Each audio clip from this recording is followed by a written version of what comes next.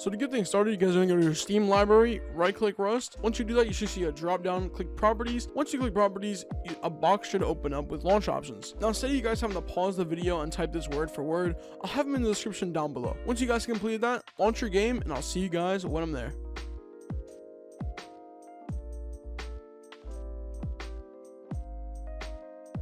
Now that we're in game, go to options and you should see field of view. I play on 90 FOV as it gives me the most visibility. And speaking of visibility, compass visibility, you need to make sure this is on. This is the compass at the top of your game. Shimmer mode and rich presence are personal preference, as well as the entirety of censorship is personal preference. For physics, MaxGibs, we're going to keep this at 0 at all times. And RGB lighting is personal preference, but I recommend keeping it default. For user interface, I play on 0.8, although it is personal preference. I know a lot of people play with it all the way down. Audio is as well personal preference, but I do recommend turning down voices, main menu music, and instruments.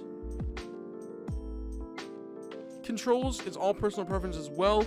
If you're wondering what settings I play on 0.3 mouse sensitivity, 0.7 aiming mouse sensitivity with 400 DPI, and 800 DPI with M2 or an 8X. Everything else is up to you, but I guess I suggest turning down your vehicle dismount hold time. For screen, you can cap the FPS if you wish, but I have it all the way down as is uncapped.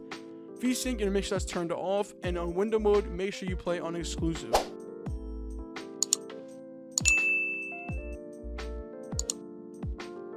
Now for graphics, we have graphics quality, and for high-end PCs, I recommend 4 or 5. For mid-end PCs, I recommend 2 or 3. And for really low-end, I recommend 1 and 2.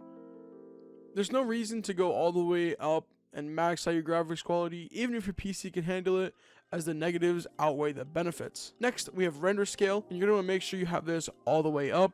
NVIDIA DLSS, I have this off.